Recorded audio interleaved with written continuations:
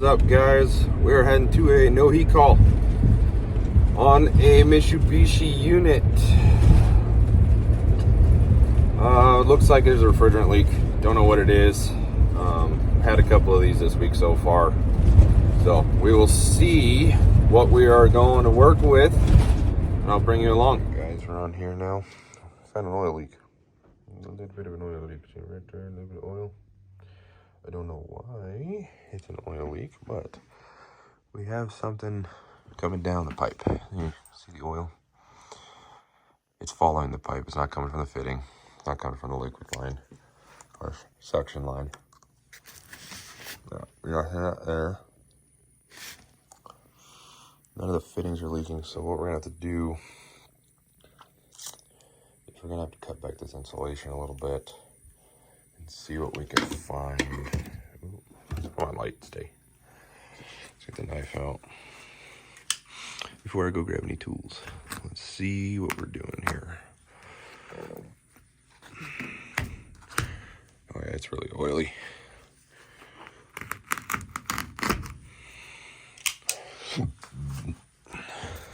Let's see what we find. Oil all up in there. Yeah, it's following down the pipe, but I have no idea where the hole would be, because there's nothing new that was done here since we were here. Had this happen earlier this week too. It's all off of what my biggest problem right now is Python. It's causing some issues, and I don't know why it's doing this, and it's only doing it on Mitsubishi units. It's rated for heat pumps, but it's not doing it. Come on, didn't I cut all the way through? Never mind.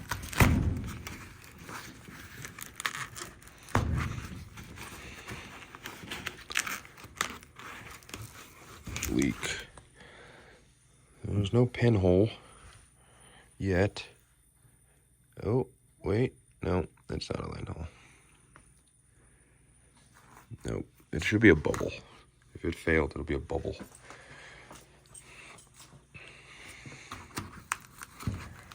Let's pull this off. The tape works great, I'll tell you that. Electrical tape holds on.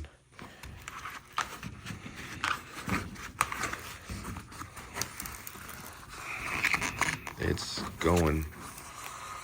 Oh, there we go. Right there. It split. My goodness. Hear it hissing?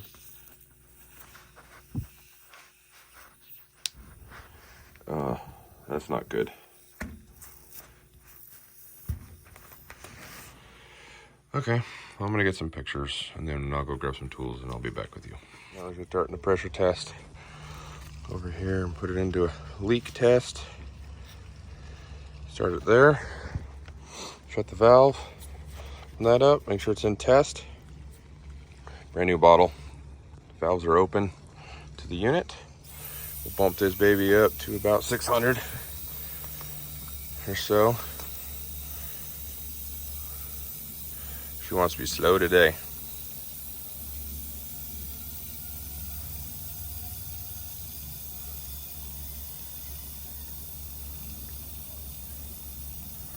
Why is she not bumping up in pressure yet?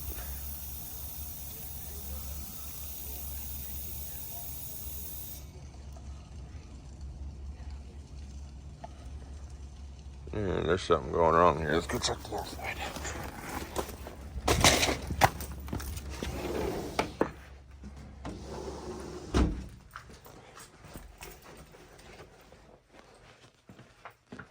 Oh, hissing. Coming out of the fitting. What the hell is all the refrigerant going?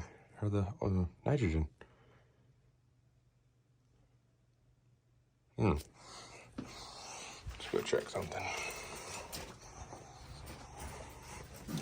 At least it's warm in here. It's cold as shit today. It's 21 degrees outside today. We're sitting at 70. That's weird. Let's do standard. Let's watch it from there. Something's being weird here. I don't know why. Something's being weird. Yes, I know, fine. One side's higher than the other, no duh. There we go. Now we're pumping up the right way. Had to be weird about it.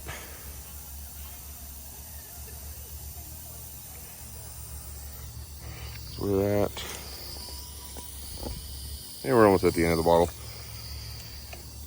It's the last one in the truck too. Ooh, not good. We're bouncing up. We're going. The glare is horrible. I think we might just do this one at like 250. I'm not going all the way to 600. Screw that. There's no point.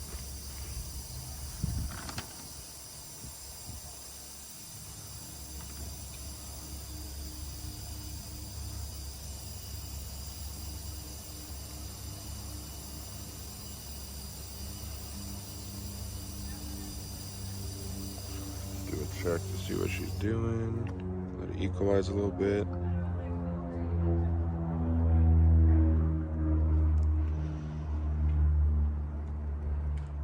Yeah, we're not leaking much.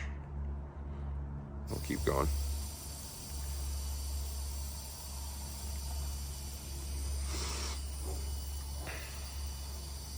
It's definitely cold out here today.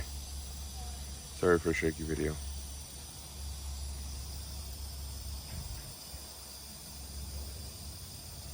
There will be about 3 hundo. Looks like a good idea. At 315, we'll stop.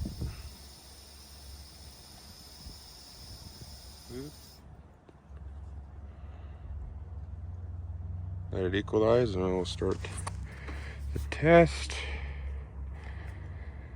Evacuation pressure leak test. Starting at 311. We'll let it stabilize for a few moments.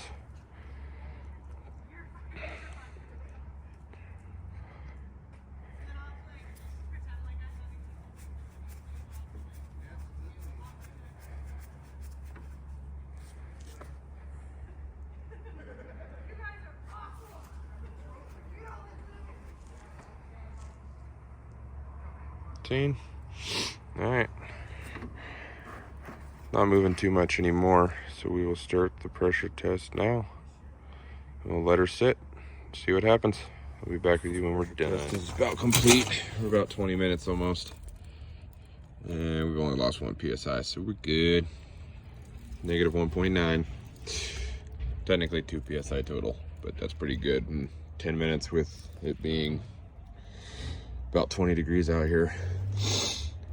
Stuff does not like to work when it's this cold. You gotta love heat pumps. So we're gonna turn this off. Start the valve. Make sure it's off. Pull this off. Release it. Gotta open the valves. Always have something. Come on, don't get in the dirt. Don't want you in the dirt.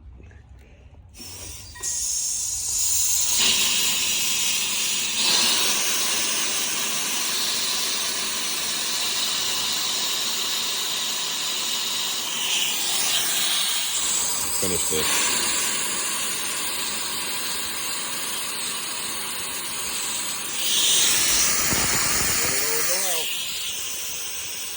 Ooh, look at that. That looks horrible.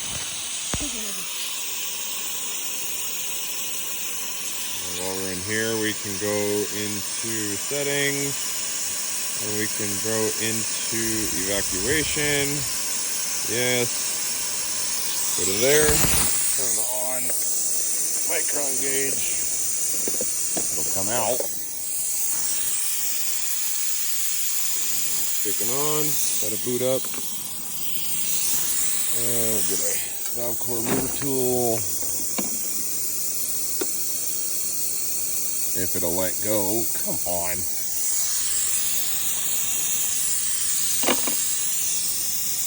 Yep, now we're good. Now that we're empty, for the most part, just Pull this off. Oh yeah, that's on that good.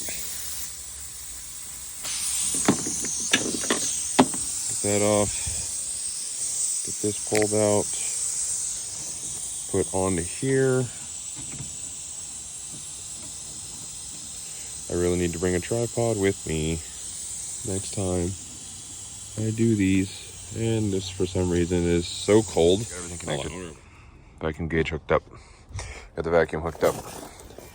Be running our Navac 12 CFM pump. Ammonia rated.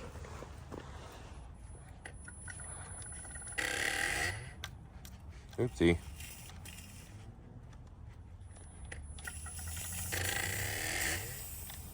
I forgot to take this off. She's nice and quiet.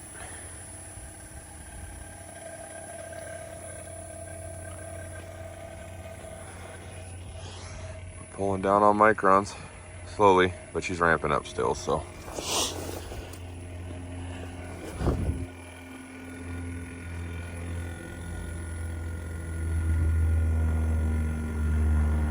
She's cold. You can hear it. That oil's not liking this right now. There she goes. Ramping up. And we're pulling down slowly at the moment, but she's warming up, so. We are pulling from the compressor too, so. Yeah, there she goes. She's getting louder. She's pulling down harder. She's quick though when she wants to work. Problem is it's so cold out today. That thing's been sitting in a cold truck. It's like 15 degrees last night, if not colder. So she's gonna take a little bit to get a little bit warmer. Definitely one question would be is if anybody has a good idea of how to keep your freaking vacuum pumps warmer. Because she's been sitting in the house since I got here. And it didn't really warm up that oil very quickly. We're down to 6,000. And dropping 5, 4.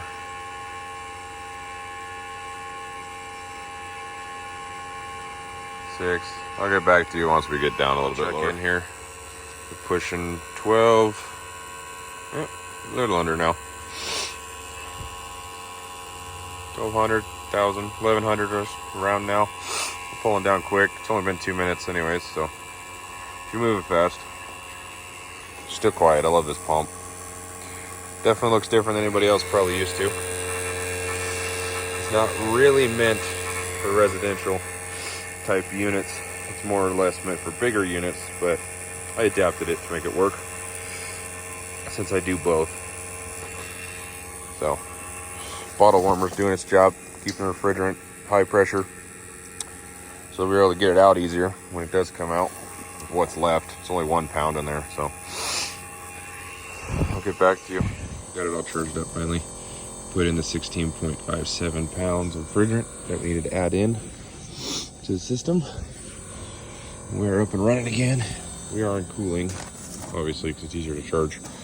Let's go change it over to heat and let's see what output temperatures we could find.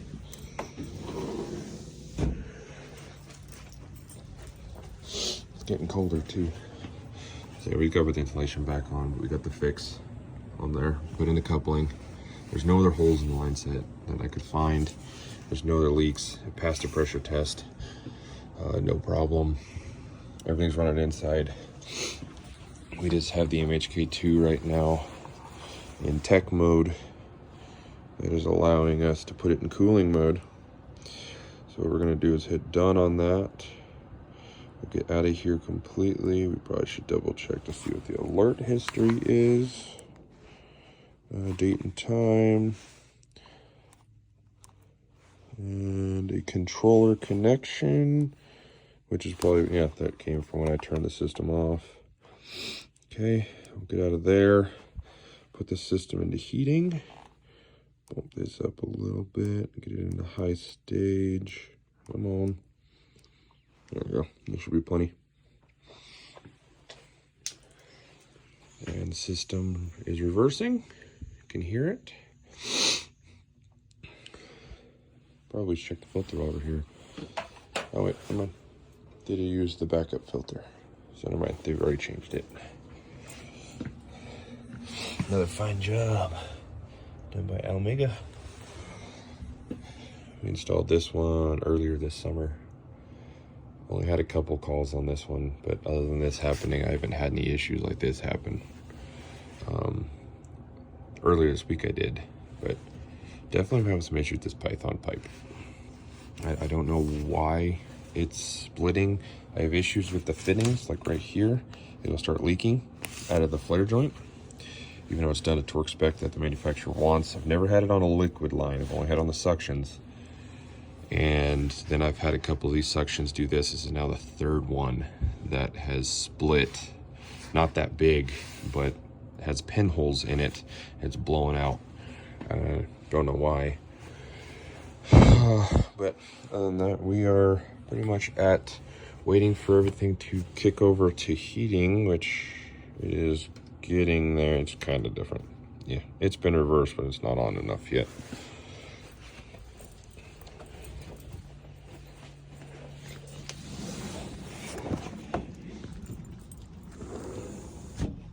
Getting close to having to clean up everything now.